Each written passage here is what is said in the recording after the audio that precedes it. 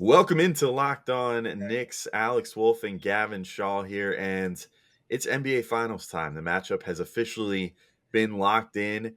And so, Gavin, we are going to go over the two finals teams and what they have that maybe the Knicks should strive to have.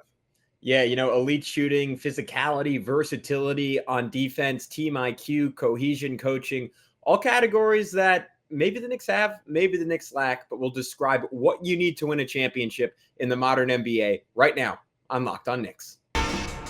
You are Locked On Knicks, your daily New York Knicks podcast, part of the Locked On Podcast Network, your team every day.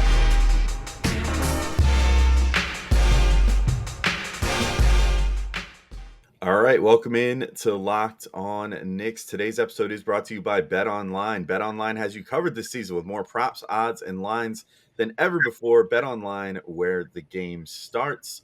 And we want to thank you guys for making Locked On Knicks your first listen today and every day, whether you're taking us in on your favorite podcast platform or if you're checking out our beautiful smiling faces every day on YouTube.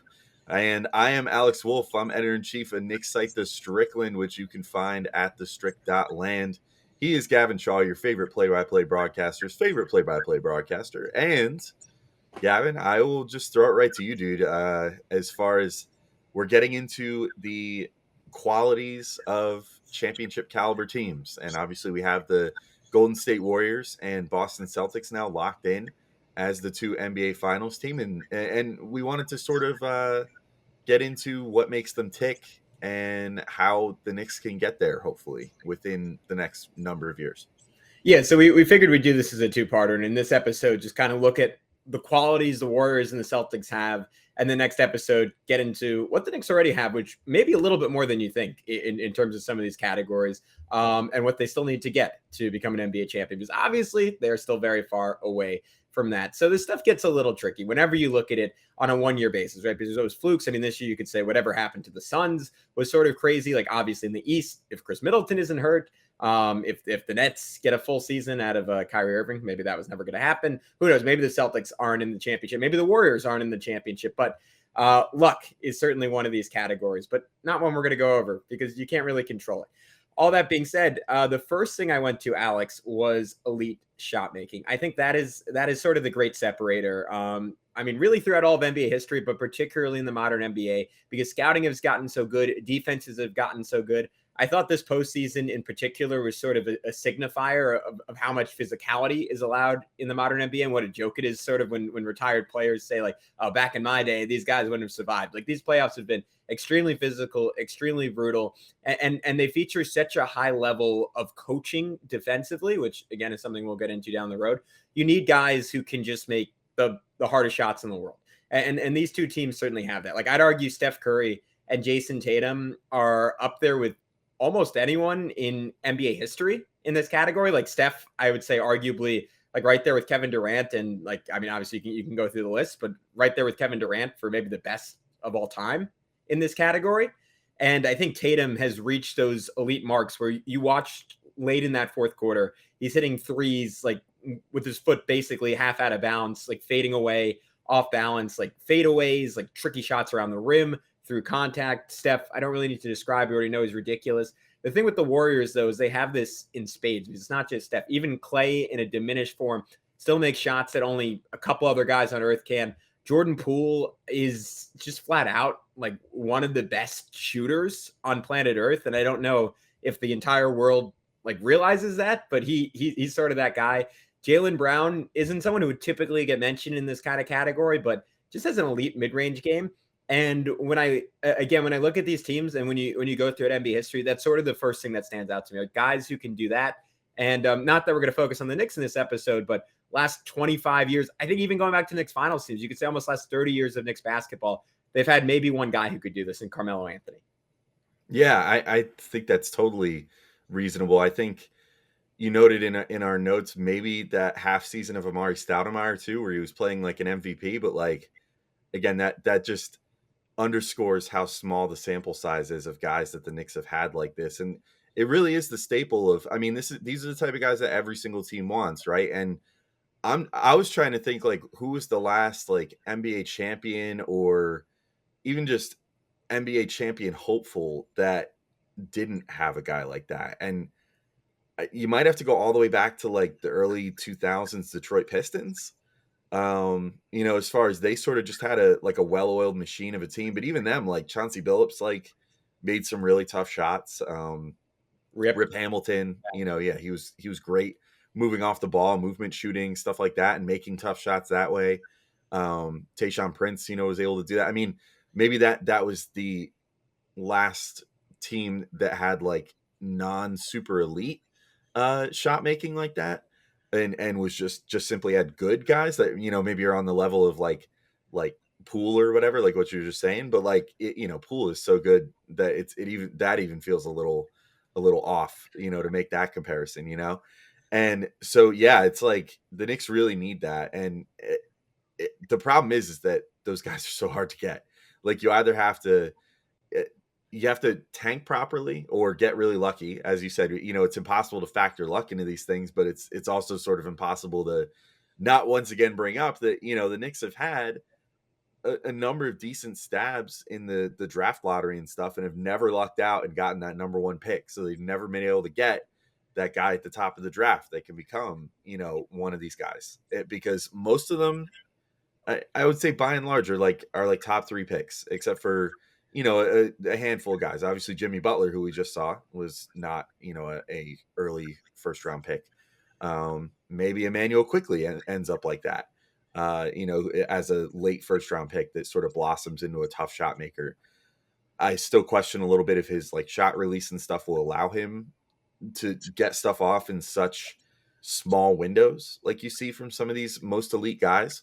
But we'll see. We'll see how things go. But I think without question, like you're totally right. That is like the number one thing that teams need, because when it comes down to it, when you think about all the biggest moments in the finals over the last X number of years, it's like Durant pulling up and hitting daggers. It's, Steph Curry hitting big threes down the stretch of this playoffs, doing the go to sleep celebration. It's like Kyrie Irving, hitting the big shot for the Cavs down the stretch. There's just countless big moments in big games that you just need guys that can do that. And the Knicks don't have that guy. And I think maybe we tricked ourselves a little bit into thinking Julius Randle was that last year, because there certainly were times during the regular season and empty gyms where he looked like that. But this year obviously proves, that they're still pretty far away from having that player on the team. And it's going to take, I don't want to say a minor miracle, but, it's going to take something big happening for them to end up with that guy, because it is the most premium skill set in the NBA. Yeah, and I would say the tool that goes hand in hand with it is advantage creation. Normally, if you're an elite shot maker, you inherently have advantage creation because teams have to close on you so hard or just play you so up on every part of the court.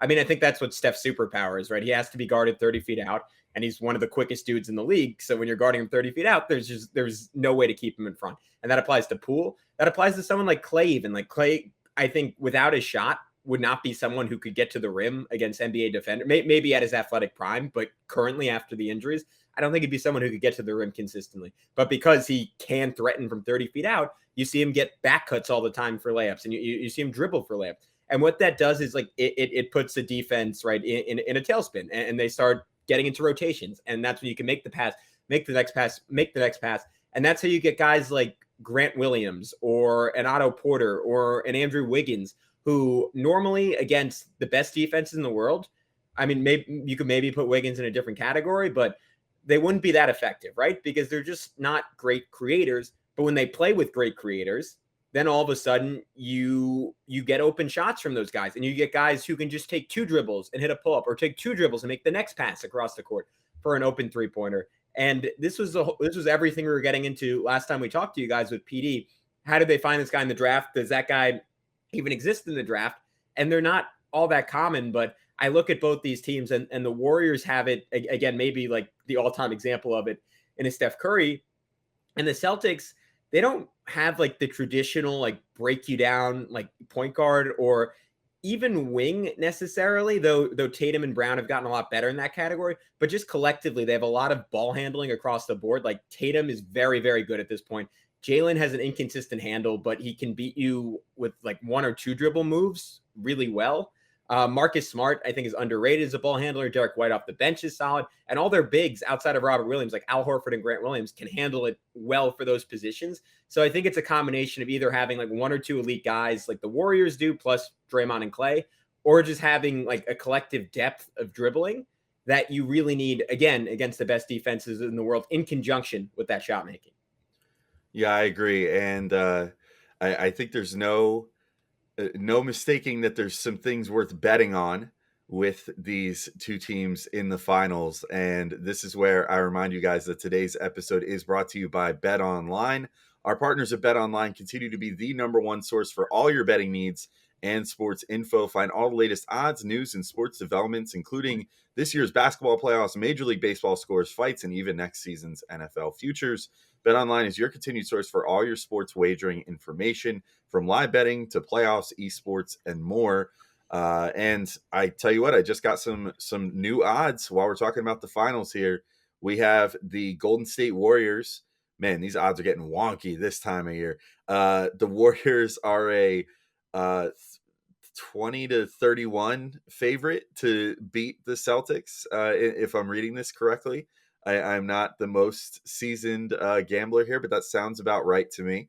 So they are favorites to beat the Celtics. There's even correct series scores, so how many games it's going to go and who's going to win in that. Hey, why not take a Warriors sweep at 12-1? Maybe it'll work out for you. I don't know. I mean, it's entirely possible. So all kinds of great bets that you can make right now at betonline.net. And you can head to the website today or use your mobile devices to learn more about the trends in action. Bet Online, where the game starts. And after you're done checking out this show, make sure to go check out Locked On NBA Big Board.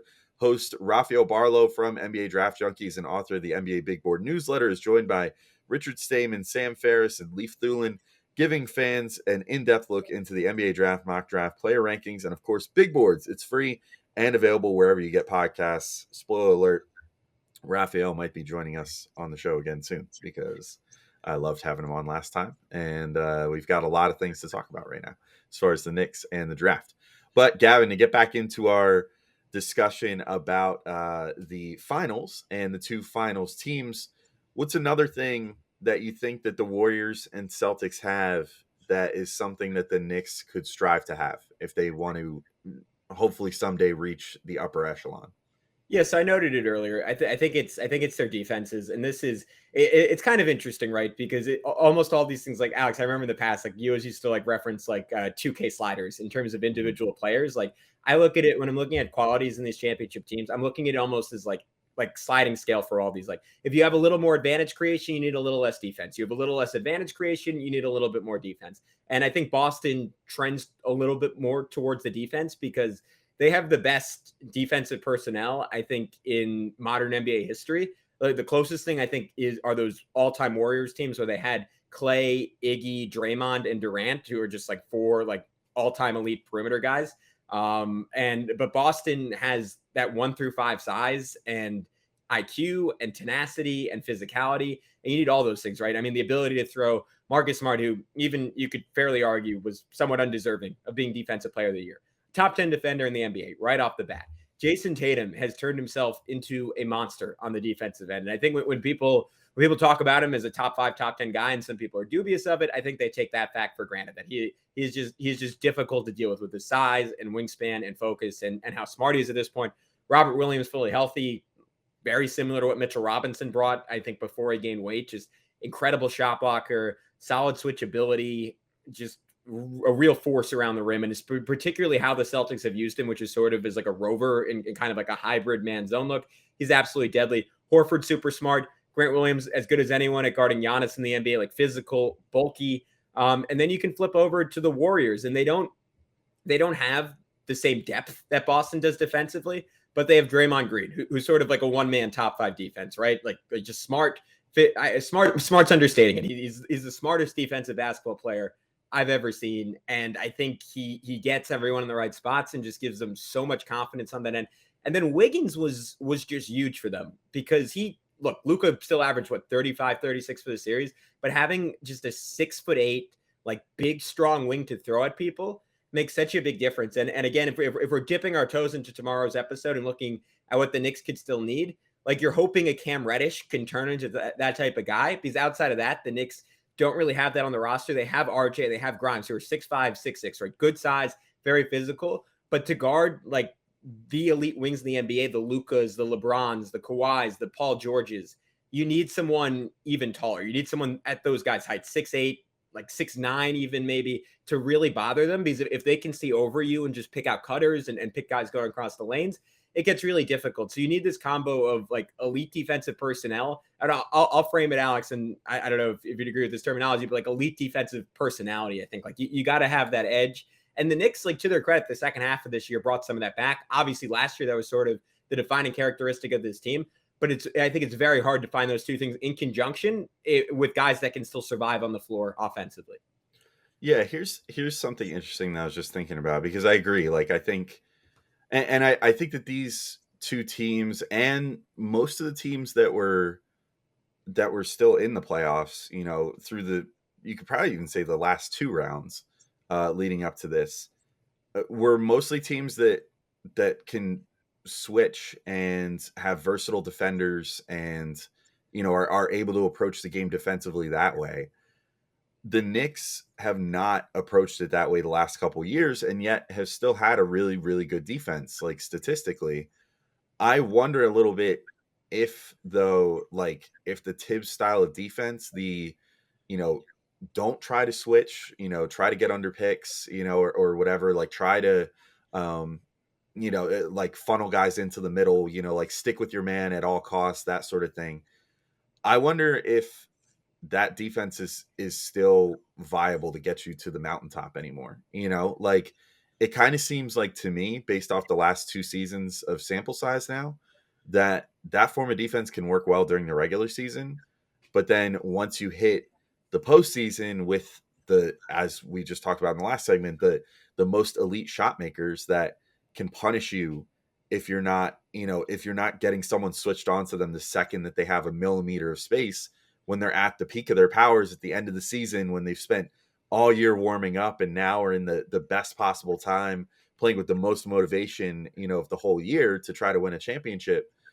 I don't know if the Tibbs style of defense is viable. Like, what do you think about that? As far as, can the Knicks, if let's say that they manage to get the perfect personnel to run the sort of defense that Tibbs has been running the last couple of years to, top 10 success. I mean, they were a top 3 defense, last year. And then this past season were like down the stretch, they were one of the top 3 defenses, like after the All-Star break. I think overall they settled in around top 10 ish. But like, I just don't get that confidence off the Knicks defense that they could get deep in the playoffs, even with perfect personnel. I don't know. How do you feel about that? I think I kind of disagree, but I'm not. I honestly, it's so hard, right? Because his defense is untested against the modern NBA in that setting. Because the last time he got that far was 11 years ago with the Bulls, right? Or 12 years ago with the Bulls, and we didn't really get to see it with the Timberwolves, who at points did, I think, if I'm remembering correctly, maybe I'm completely off on this, I think a decent job against the Rockets. Like the bigger issue is they just had a lot of trouble scoring in that series. Again, if I'm remembering that correctly, but I don't know. I think Tibbs, like, even though in general he's so stubborn, I think defensively he's so smart that he would have flexibility and he would have counters like baked into what he does. Like my bigger concern would almost be him like deploying personnel correctly and playing the right guys the right amount of minutes. And right now my bigger concern for the Knicks overall is like I don't know if they totally have the bodies, and we'll get into this in tomorrow's episode. I think they have a bunch of guys, particularly like the 3 dudes or the 3 rookies that played for them last year, who belong in these types of series, at least on the defensive end of the floor, or at least will as they get more and more seasoned in the NBA. But to your point on Tibbs, it's just so hard to say. But I don't know. I think what he's done with the Knicks last year and this year is just pretty impressive. I mean, you just look at what the Knicks personnel, we touched on this, I think, in a previous episode, but you look at the Knicks personnel, like you just go like position by position. Outside of center, did they consistently play above average defenders really anywhere? And yet they were like the best defense in basketball, or maybe I'm misremembering, top 3 defense in basketball after the All-Star break. Like, I think that's one of the few areas, like, I actually do have confidence in Tibbs, and I do think it translates. Yeah, I go back and forth. I think that with like perfect personnel, it could work better. I do just wonder though. I feel like we saw so many times this year that even not so good teams were able to occasionally just kind of like crack the Tibbs code. Like, for example, and I mean, maybe this was just more Tibbs telling them before the game to play the percentages and then not adjusting enough in the game. But I just think back to like even a game like against the Thunder where the Knicks just decided like we're not gonna get out on Josh Giddey at all at the 3-point line. And then he like torched them and he hit like 5 or 6 3-pointers and You stuff like remember that. Rubio did that too. Yeah, Rubio did that as well because it seemed like they were just being like, let's just play the percentages. Actually, that happened with a number of players this year. I forgot about Rubio, but I remember that came in the middle of a stretch where a bunch of players did that against the Knicks. It was like every single game Yeah. there was a new guy. Miles Turner was one of them where they just Yep. kind of decided like we're not going to stick with him, and it was more to pack the paint and try to do that. But I worry that in the most key moments, if then you end up with a scenario like when Grant Williams hit the 800 3-pointers, like Yeah. would that just happen against the Knicks routinely in the playoffs, even with the best personnel, because that's just how Tibbs approaches defense?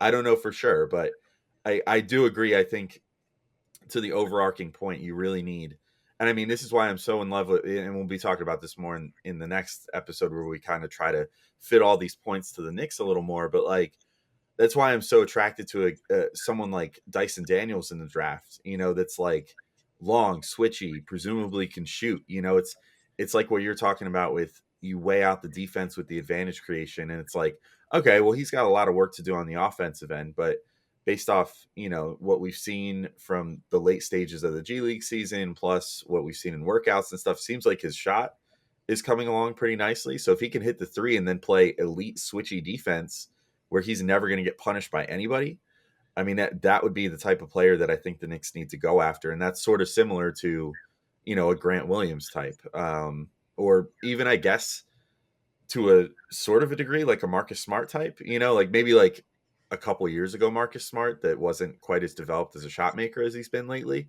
But, like a guy that can hit some 3-pointers and maybe make the smart pass on offense, but on defense just is unbreakable by pretty much any position on the floor, where you could get him switched on to a center and he'll still be able to hold his own just via length and guile and defensive instincts. That's like super, super valuable. And I definitely think that's one of the things that sets these two teams apart in the finals, is that they have tons of those guys that you can deploy, and they have just a nonstop stream of them that they can keep throwing out there.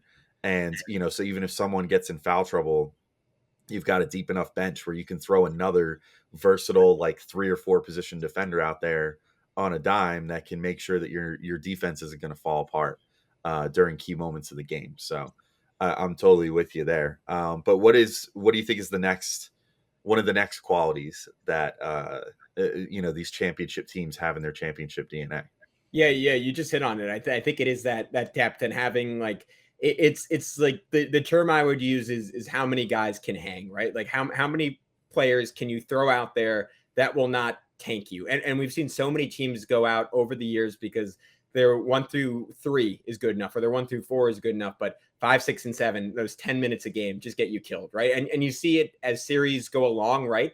You play less and less guys, and all of a sudden you have Jimmy Butler playing 45 minutes, then 48 minutes in a game 7, right? Because as you get higher pressure, you're like, crap, I can't afford those 10 minutes of Davis Bertans where we just got absolutely lit up. And that's not fair because he played pretty well for them, but you take my point.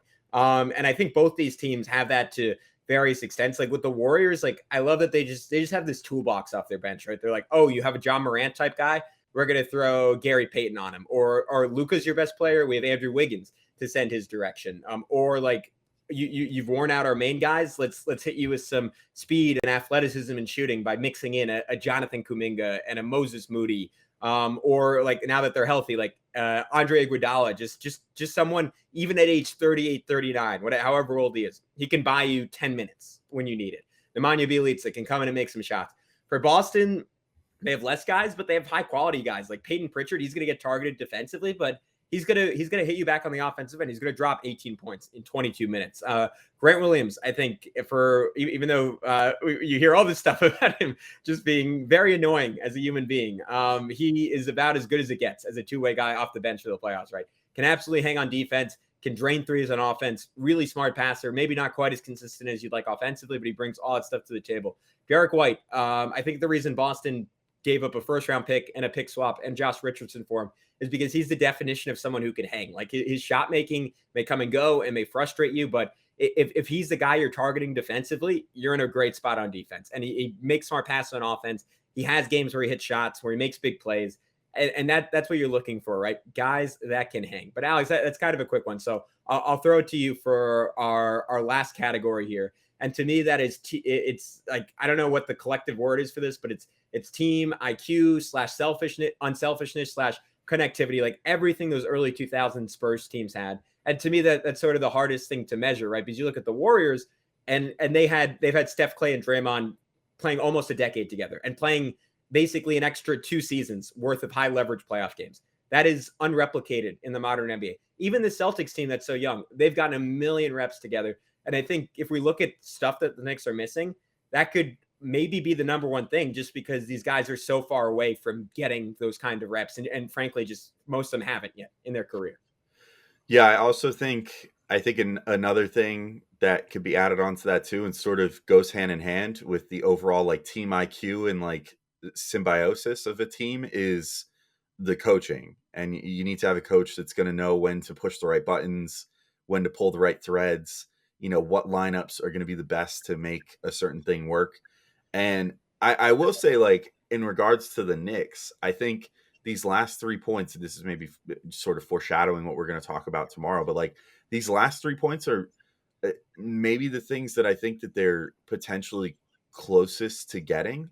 The coaching, obviously, we're well on record. And honestly, I know that everybody else, well, I shouldn't say everybody else. I've seen some people that I guess just by lack of proximity to the season now have been sort of softening on Tibbs and just kind of preparing for him, starting next season as the coach and saying, well, maybe it could work, maybe this, maybe that. I still staunchly am like, I really would prefer he not be the coach next year. And I really don't think he's going to be the right coach to take this team anywhere at this point, because I think we saw this year that his rigidity and, a lot of the terrible decisions that he made as far as like talent evaluation and lineup consideration really cost the Knicks a lot.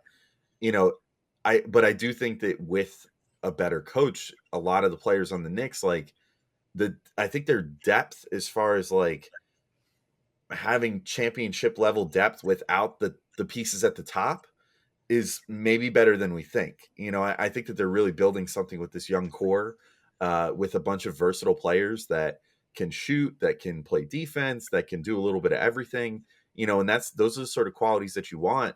But I'm with you as far as that being, a key to what's going on for the top 2 teams right now. I mean, if you need a better, representation, like Mark Jackson took this same Warriors core all those years ago to like 50 wins or whatever. And that was like, oh, wow, what a big win. And then the next year, Steve Kerr, who's a much better coach, came in and the team was a dominant, champion the next year.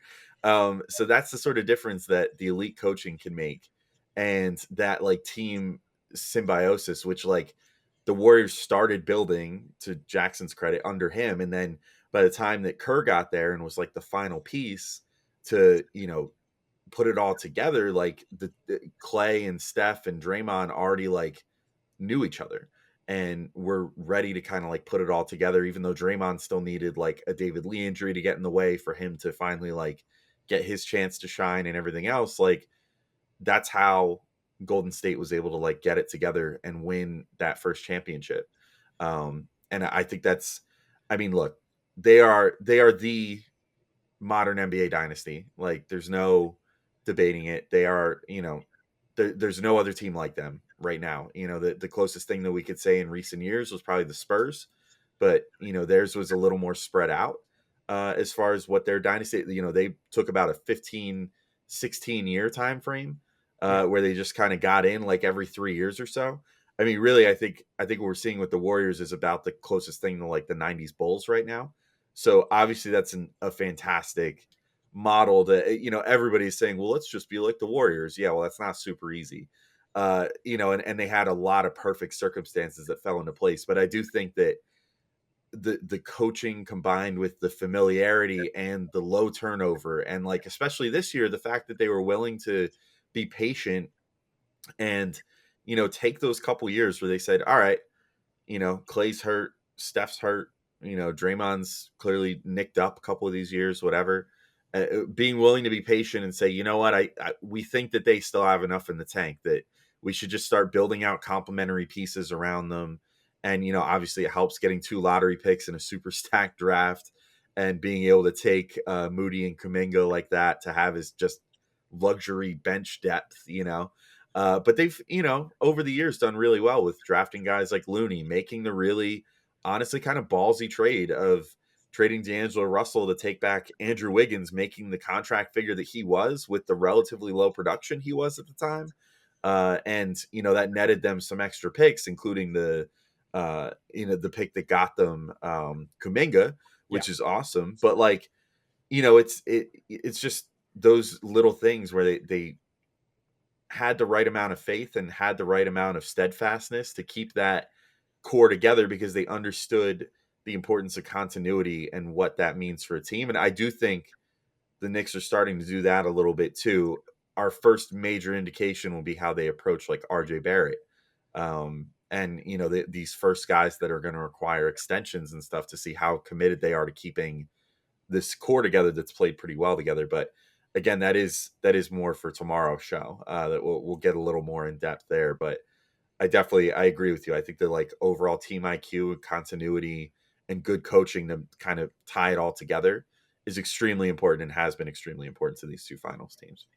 Yeah, so this is a conversation we will continue tomorrow, and we'll get into more specifics in terms of how the New York Knicks are hitting on each of these marks. But to Alex's point, I think it might not seem like it, but they're along this path. Like they're taking the right steps, even if everything isn't going perfectly for the first time in a long time. But that's for tomorrow's episode. For today, he's Alex. I'm Gavin. Thank you so much for tuning in. Please subscribe wherever you get your podcasts, and of course on YouTube. Until next time, be good. Peace out.